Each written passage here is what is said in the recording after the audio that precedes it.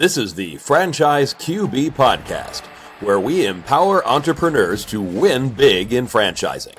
We huddle up weekly to educate our audience about the most successful small business model ever created, franchising.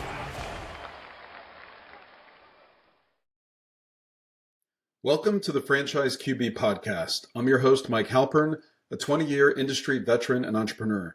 My mission is for listeners to achieve their American dreams of creating wealth and independence through franchise ownership. Every week, we speak with franchisees, franchisors, or vendors that support the industry. Thank you for joining us, and let's get started. Joining us in the huddle today is Turp Ricketts, Vice President of Franchise Development with Mighty Dog Roofing and HorsePower Brands. Welcome to the show, Turp. Thank you for having me on, my friend. I'm pumped to hopefully share a little knowledge and maybe a laugh or two today. Fantastic. Love it. So you have been in franchising for over a decade. That makes you a franchising veteran.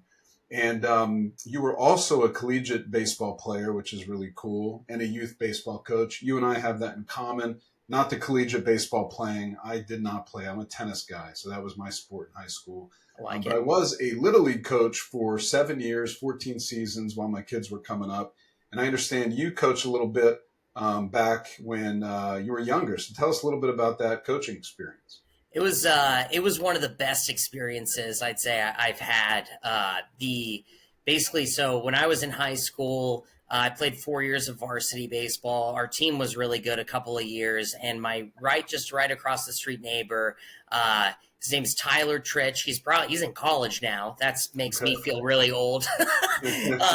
But he would come over and he'd be like, "Oh, like the baseball guys are over," and get our autograph. He was always out there with his dad, Todd, just throwing balls, playing. And right after college, I was back in Cincinnati for a little bit and was like, hey, like I'd love to help coach Todd. Like that'd be really fun. And ended up helping them for a couple of years. They were AAU travel team, really fun team. And just like helping those kids and seeing the energy and passion that they had was super fun, super cool. And it helps kind of take you out of some of the minutia too, especially right out of college. Am I doing the right thing? Am I in the right career? All those things going on. You get to go and unwind a little bit on the weekends, during the week, here and there, as far as the games go, and just help those kids and see them struggle, see them win. And that's why I always love sports, is especially baseball. It teaches you how to fail and how to overcome and achieve. And being a little bit a part of that for those guys was super, super fun. Yeah, that's awesome. Thanks for sharing that with us. And something that I just learned about you today is you're a brand new father. So congratulations on that. You told me you have a 12-day-old, and I'm like, man, you're in it right now. But that's super cool. Very excited for you. Yeah, man, it's crazy. Like just right away, your perception on life, strategy, what you think about, what you don't think about, it all changed for me literally when I held that little guy. His name's Kelly. When I held him, it just blew my mind. And Mom's been doing great. And I'm always like, in the middle of the night, I wake up too, and I'm just like giving her the thumbs up, like, hey, can I help with it? It's like, you can't help with anything, but I'm still like, oh my gosh. And I always used to think the parents would always want me to play the little violin for them when they were like, you don't sleep. And I'm so sorry to anyone I ever said that to or thought that about. You take it back, right? It's so true, man. It's so true. That's awesome. Well, I got to say, you look like you're pretty vibrant and full of energy. So hopefully you won't hit that crash here while we're talking. But congratulations to you and your family. That's super cool. So before we get into Mighty Dog Roofing, I know you're a VP and you oversee a lot of brands at HorsePower. Mighty Dog's the one we're going to focus on today, but tell us a little bit about your background in franchising and how you found your way to HorsePower Brands. I really, I kind of fell into it really, just right out of college, fell into franchising. I really wanted to get into sports, stay in the sports arena. I'm a big mama's boy. I've told this story before, but I was working for the PGA and interning with them. They offered me a job, but if you want to go work for them, you have to do basically a 5-year minimum up to 10-year contract at PGA Europe. And I was like, I can't not see my mom, for only a week a year for 5 to 10 years. I'm not doing that. And I fell into franchising and started, kind of just at the bottom there and in ops, sales, working on both sides. worked my way up to a director level. And then I was actually consulting on the side a little bit, and I met the CEO of a finance company, and he said, "Hey, I want to start a finance vertical." I was like 25 at the time. He goes, "You run it, you can launch it." And I was like, "Dude, I gotcha. I have no clue what I'm doing. I'm still going out on Thursday nights. Like I'm 25, like Yeah, whatever." you're in your 20s. That's what you're Yeah, supposed to do. very soon after that, I did stop going out because I was like, "Oh my gosh, this is intense."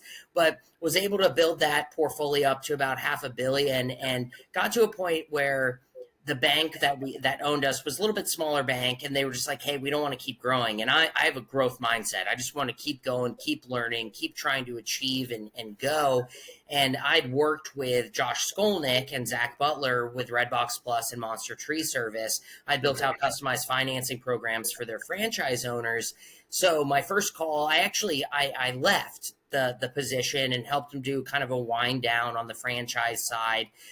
They didn't wind down everything, but just find my replacement and help them, because I love the CEO. His name's RJ Grimshaw. If any of your listeners like that, he hits on intrapreneurship, where it's Okay. hey, you're working for somebody. He's a great dude. You should have him on. But I respected him and was like, "Hey, let's work through this," and quit my job basically. And my dad had choice words for me, very choice words. I will not say them on the podcast right now, but I was like, "God, dude, I got it." And my first call was Josh Skolnick, and I knew what Josh was doing. And when I sat in a room with him for the first time, I said to myself, I would love to work for this guy. He has capital vision. He can execute. He's a great dude, great person. And I happened to call him at the right time. And he goes, "Fly out to Omaha, meet Zach. I already know you. I've worked with you. You're in. If you want to run development for us and start on the Mighty Dog side, it's all good. Let's rock and roll." And next thing I know, I was in You're in Omaha. Omaha. Yeah, Yeah, doing that's this. awesome. I actually met Josh and Zach because I sat next to them at our FranServe convention at a lunch function, and it was really great because I had a lot of one-on-one time to get to know them and get to know kind of their vision for what's next for HorsePower. So let's take a quick step back. HorsePower Brands, for those listening that aren't familiar, Josh Skolnick and Zach Butler founded the HorsePower Brands concept. The benchmark for success, as many will say in franchising, is awarding 100 territories, which takes on average about 10 years to achieve that. Horsepower Brands, under Josh and Zach's leadership, have already done it 5 times with Monster Tree Service, which was acquired by Authority Brands, great franchise company there. Redbox Plus, acquired by Belfour Franchise Group. And then the brands that you have in-house, Mighty Dog Roofing, Blingle, and iPhone. So, I mean, already, and in addition to that, which I want to kind of pick your brain for a minute, Okay. Horsepower is invested in several kind of shared services companies that offer these services to franchise owners. So can you touch a little bit on that aspect, besides the actual franchise systems, these shared services that you guys own that owners have access to? What's that all about? Yeah, I think the shared services comes from just very need based. When we called, so for example, we have Powerhouse Call Solutions. When we first started and we wanted the type of pricing, service, etc., the good call centers were like, "We can't do that for you." Like, I would call the CEO and be like, "Hey, I need you to hire a couple more people because we're onboarding," and he'd giggle, and I'd be like, like, come on, do Yeah. it. And they'd be like, "No, we can't." And I'm like, "Okay, that's very fair." So out of necessity, we do that. And then I think the thing that's cool too is it wasn't Josh or Zach's or anybody's vision to start a call center. It's brutal. You never hear anybody go like, "Ooh, my call center is like better than chocolate eating chocolate." Like no one's Yeah. no one's gonna say that ever. So, but when we get to a point, like we've actually taken that call center and been able to transition with a great partner and take Powerhouse Call Solutions and actually take all those employees and adopt it there, because we got to a point where it made more sense, and we're not making big money. We're in the black on those because we have to be from an operational perspective, but I'm talking just over. So when we can transition it and also keep the great cost service product to a vendor, well, let's do that. And then we have things like Z Partnerships, for example. These are two brilliant, brilliant people that actually came over, and they're really spearheading this. Where we had some national relationships, things like that, but we didn't have anybody that was crazy focused on it, hyper focused. And these two are. And one of the first things that they did was actually close Associa for the entire HorsePower organization. And we started with just a couple of the brands like Mighty Dog, Stand Strong Fencing, and a few others. And then we'll eventually trickle in with every single other brand under HorsePower. But Associa is the largest HOA in the United States. And you walk in there as I've got my body halfway through the door. And if as a business owner, you shouldn't have bought the business, we shouldn't have awarded it. If you're halfway through the door and you can't say, hey, this is why you should use us, this is the value prop here, that's huge. Being able, though, to already have your foot in the door there and then not have something that's like a national partnership where franchisors love to boast that. And it's great that you have those, Sure. but usually it comes with a discount, doesn't it? Who does the discount impact? The franchise owner at the bottom line. And we want to start those relationships and partnerships where it doesn't impact that owner. So we have to spend more time with it. And that's why we're focused on it. And those are just a couple of the supporting verticals. And then I think a transition to an outside, vendor as far as the why goes. And then Z Partnership, that's very much here under that HorsePower umbrella. It's very cool stuff. Yeah, that's awesome. It's really great that, if you found a need to do it better in-house and you have the means and the capability, it sounds like a great solution for owners. So that's cool. Exactly, man. So let's kind of shift gears a little bit and talk about the Mighty Dog roofing concept. So as I know that, it's a marketing and sales business. It's not just a roofing and construction company. Tell us a little bit about what Mighty Dog Roofing is. Yeah, so Mighty Dog is very special to my heart. I put a lot of blood, sweat, and tears into the brand when it first started. Like, Josh had that vision of HorsePower, but it was more like Mighty Dog. Okay, we were on it. And then what's this in the background? So Mighty Dog actually was started and founded prior to even HorsePower brands. And everybody was like, oh, you're crazy, roofing, siding, gutters, windows. We've added solar recently too, but that's nuts. Nobody will like that. And it's something where when we go and we look and diagnose a need within a marketplace, HorsePower brands is service-based, in, on, around the home, everything with a service or a commercial component to it. And we looked at it and said, roofing, there's no national concept in roofing. Mighty Dog in 2023 was one of the largest purchasers of roofing material in North America. We started franchising in 2021, and Mighty Dog is purely a sales and marketing engine. Now, you're the face, you have subcontract labor. There's eventually a time in owners, kind of their business experience where they might have a couple people internally that do gutters and roof repair. But we have all the vendors set up, the relationships with the subs, and everybody loves to talk about scalability in franchising and business. Right. Oh, it's a very scalable model. It's like, well, any business is scalable. What's my CapEx? What do I have to do here? What levers do I have to pull? And with Mighty Dog, you're building out a sales team. And then on the back end, you have some production type team that is going to help with quality control as well as administrative type duties. But you're really just building that sales team, and you have all the subs there. You have your 1A, 1B. People are going to be really knocking on your door. That's usually a fear level about 8 or 9. Oh, I don't want to work with subs. How do I find them? How do I do this stuff? And it goes down to a 2 or 3 after you start to validate and realize really what the market looks like. But when you talk about scale, it's the highest ticket, least trusted. We have this opportunity to really break in, and we've seen that across the country. I mean, it's an incredibly fast-growing brand. AUVs are awesome.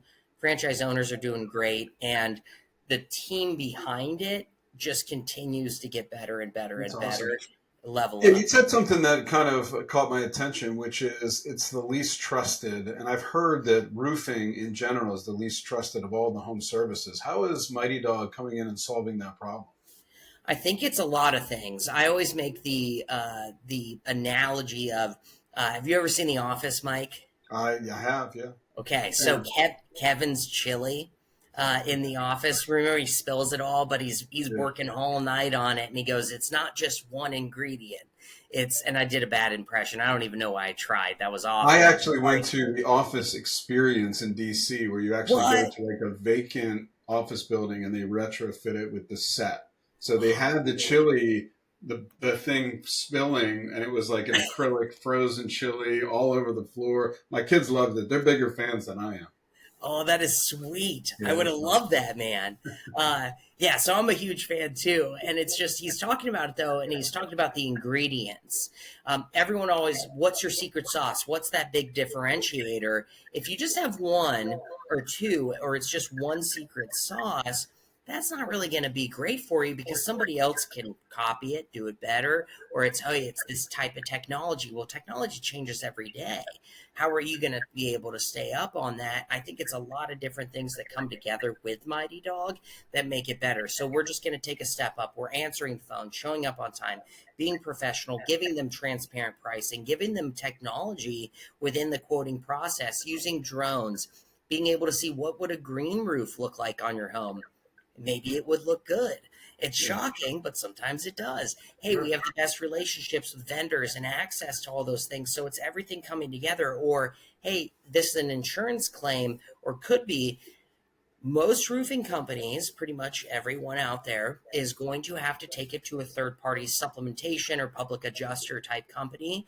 They're going to charge them 2 to 20%. It's a very wide range of whatever the job is, and it's going to cost them $500 to even talk to them. With us, it's in house, we're nationally backed, $75. That's it. Full scale, we'll do the supplements, handle, work with the insurance company. That's incredible value all Yeah. day. So at each level, we're going to build value, be better, even if it's just a little bit, and be more transparent there. And you'll have the best chili that wins the chili cook off.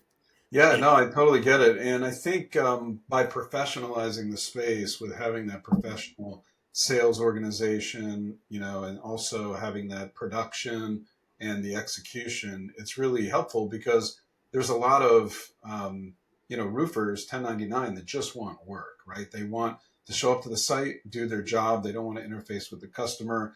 And the, Mighty Dog franchisee solves that problem for them. It keeps them busy. They get paid in a wholesale capacity. So that makes a lot of yep. sense. So you mentioned, Mighty Dog is roofing, right? That's in the namesake, but there are some other services provided with the model. Can you touch on those? Yeah. So siding, gutters, windows, that has been since the beginning. Okay. Uh, it, certain owners focus more on siding or windows or gutters. I'd say windows is the least focused on out of all of them. But typically, if you're doing a new roof, you probably want to put new gutters on too. So let's talk about that. We can upsell that, and then you can have these other things where you're doing roof repair and these side type jobs where if somebody says, talk to me about seasonality, we can still take deposits. You can still do, quotes and inspections. You can't put the new roof on in the dead of the winter in Minneapolis. You just can't. It's not going to Right. happen. But you can do siding, gutters, windows, etc. And then we've actually onboarded solar on our side, and that is another thing where either an owner can act as almost an intermediary between and be like more of a broker on it, and then say, hey, I've got these two partners in the solar space, I'll do your gutters and your roof, because the insurance company typically isn't going to want to insure you if your roof is more than 5 years old. They're going to be like, rip that off, get a new roof if you're going to get solar. Because what we don't want to do as the insurance company is have to take that roof off when your solar panels are 3 years old and take that roof off to put a new roof on. So Right. there's all these things that work into it. But if the owner does want to come in, it's another extensive week of training and some different licensing things like that. But it's a huge upsell where you can just be able to say, I'm your one-stop shop. You want to finance the roof, the gutters, solar, and your windows and siding, you want to do it all, we can finance that, put that into a monthly payment, and have you approved in 5 minutes. And instead of it being however X tens of thousands of dollars, it's $750 a month. Does that sound better? So it's just being able to work through that and then actually solve a problem for the consumer. That's the most important thing. We're very customer focused. We're franchise owner focused. But if we can't give that franchise owner a really solid system to be able to get the needs of the consumer satisfied, we're not doing our job as the franchisor. They need to focus on execution, that's sales and production, and we've got the rest covered there. Cool. So let's talk about revenue streams. So does a franchise owner have the choice of doing retail jobs that are self-pay? versus insurance work, or both? How is that structured? Is it really up to the owner to decide which side or they want to work? Yeah, that's an awesome question, Mike. It is. It's basically it is up to the owner. It's their business. Hmm. So if you don't want to focus on insurance work at all, that's totally fine. And we have certain owners that do that, and they're great. Vice versa. Oh, we are seeing more and more owners. It's kind of a crawl, walk, run, sprint type mentality that we look at, getting into then commercial type of work. And we're actually working on hiring a couple of experts on our side where we have one that's very well I'd say just well versed in the Right. commercial space. There's huge benefit there, though, in that roofing space and opportunity. So we want to be able to better serve our franchise owners after they get in that first year plus, where they could do those dorms or those townhomes or that row of whatever, especially with the relationships like with Associa and so on and so forth, where they might have some things they represent that's more like commercial, medium type commercial work. So we're going to do that as well, where Yeah. we see a lot of owners going. But if they don't want to, they don't have to. It's their business. Yeah, no, it's nice that there's commercial application, there's residential application, there's insurance work, there's retail work. So, and I was reading, you guys add some more value to the franchise owner's business by helping them. Like, for example, if there's a small roof repair, you may be able to step in and kind of work with the insurance company and make that a total roof replacement. Where if you don't have the support and the know-how and the knowledge of Horsepower and Mighty Dog, you may not get that work. Exactly. And that's where that supplements team comes in, because they might just say, oh, we're going to have this $3,000 roof repair instead of a $15,000 new roof. And that homeowner wouldn't know one way or the other. We know that the insurance company should be able to cover this. They will cover it. And then we're going to make sure that they're getting everything bang for your buck wise to that homeowner. And they can rest assured that we're doing it the right way. We know what we're doing. We're not having to pay 10% of the job to a public adjuster or supplements company. We have it internally, and we're going to take care of you. If you think about it, at the end of the day, most people's largest investment that they will ever have, make, et cetera, it's their home. It's their home times 10. Or And their children. You'll learn that pretty soon. yeah, I've already have. It's kind of crazy. I'm looking at them like, what's coming in Amazon every day? It's more things, more things. And I'm like, I'm not even going to look at the credit card. I'm just paying that with my eyes closed. Yes, I didn't Basically. mean to sidetrack it, but yeah, obviously the home is the biggest investment out there, so you want to Yeah, protect it, yeah, etc. Yeah, exactly. Just like kids, just like the kiddo. I want to protect Kelly more than anything in my life. So that's keep awesome, going man. for it on Heck Amazon. yeah, love it. So, so someone decides that this is the right model for them. They want to join. What does the franchise owner's team look like when they launch the business? And one kind of follow-up question is, does Mighty Dog help at all with recruiting any of these roles? That's a great question on both sides. So typically, an owner will start out either, we call it, they're involved as the GM and CEO seat, straight up. So first 6 to 12 months, we do want people working on the business. We use traction, EOS. We have leading indicators, looking at KPIs. That's not just a P&L. So we're not 45 days late to the barbecue. But your first 6 to 12 months of business, if you are acting as the GM CEO seat, you're going to work in and on the business.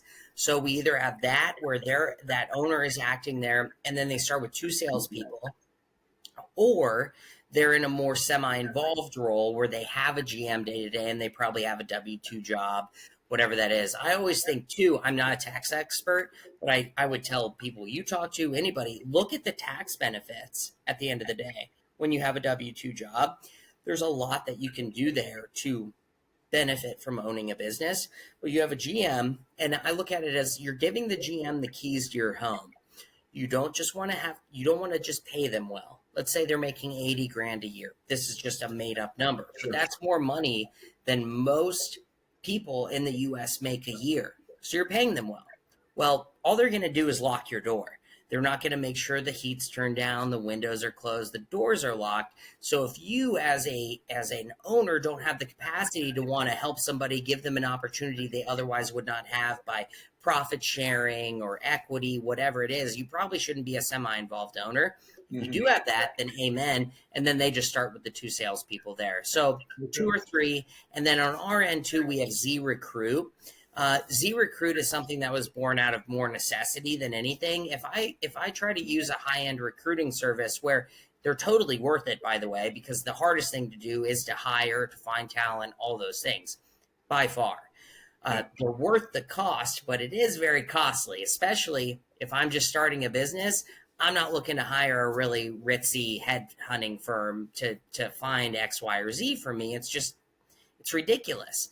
So what we did was we created Recruit Z, where it's an option, but if the owner wants to use it, instead of paying $5 to $20 to $25,000 for a placement of a GM or salesperson, $1,500 flat. We do all the background check, all the vetting. We know what to look for too, because Z Recruit only deals within brands under the HorsePower umbrella.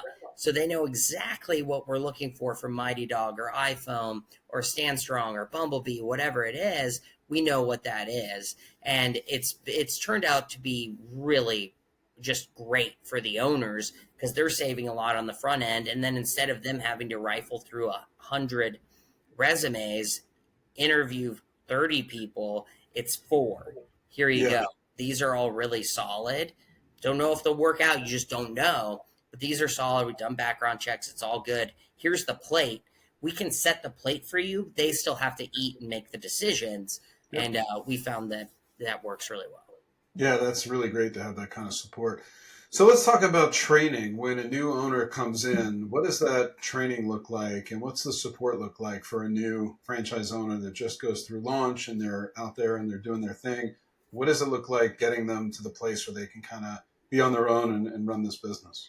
Fly like a bird, basically, right? So, on the front end, after signing, we provide a lot of support. There's a phase 1, we call it. That phase 1 can last a little longer, a little shorter, just depending on financing, their pace, what they want to do. That's where we start, like insurance, starting on the hiring process. And then we have phase 2. That's 7 weeks of a cohort. And what we found was, by what I mean by a cohort is everybody, all the owners and the employees that are coming to the training are going to work together.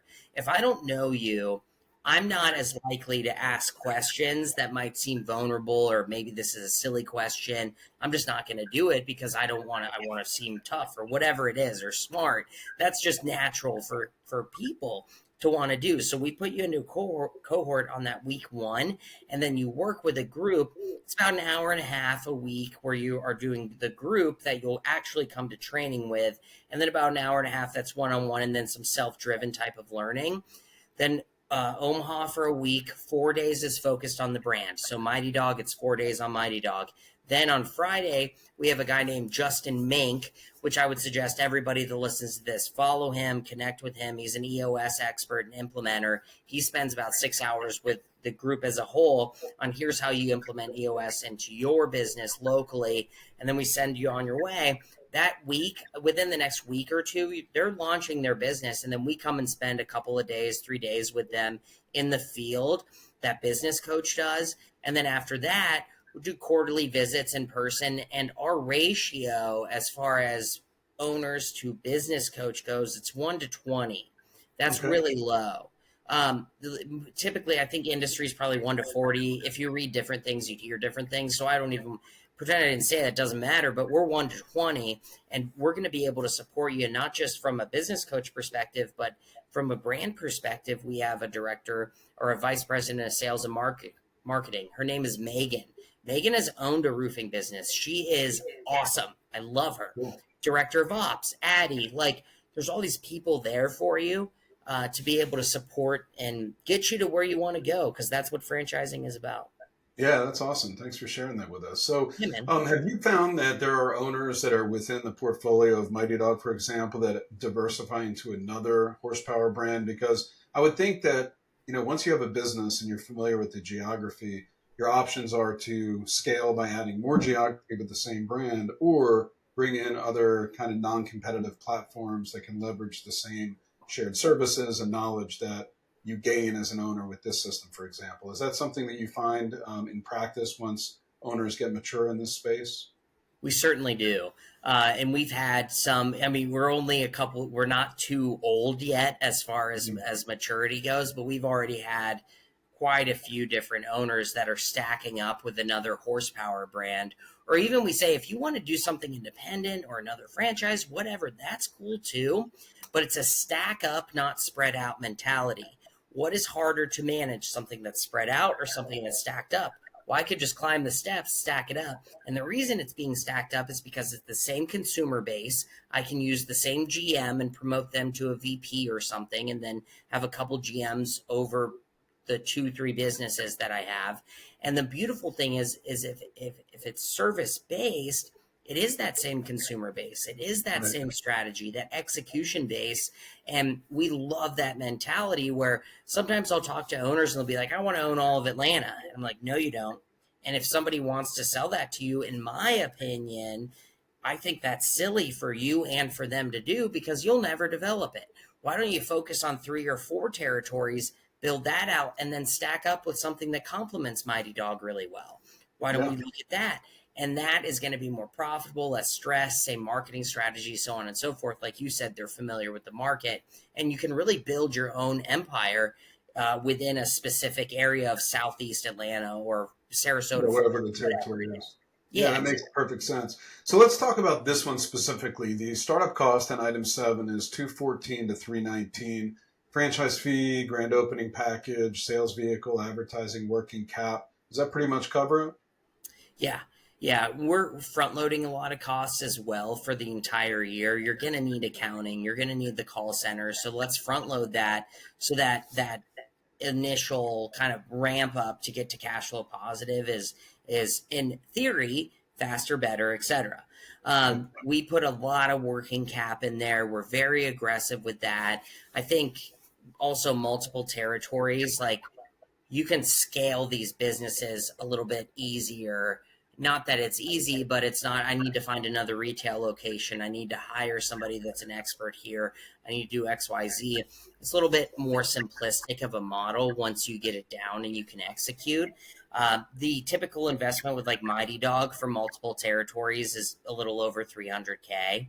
Okay. And, that's a very fair price when you look at it, and the owners can break down the numbers and validate and look at that investment of what's it going to do for my ROI.